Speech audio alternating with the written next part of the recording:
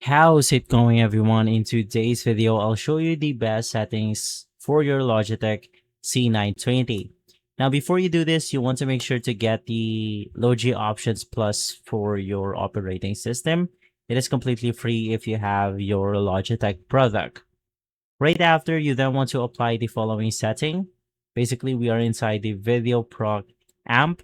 And then, of course, for these two settings right here, this is going to depend on your room lighting. But generally, you can just manually adjust this if you want to, or if you can't, just select the automatic. Now, for saturation, generally, you want to use something like 130, or in my case, it's going to be 129. For sharpness, we have 134 right here. For white balance, it's going to be 5000. But once again, it's the same case for this one.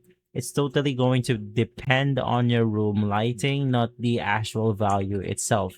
So adjust the white balance accordingly. For the back comp, you just want to leave this at 0, gain at 37, and the power light frequency or the anti-flicker is going to be 50 hertz.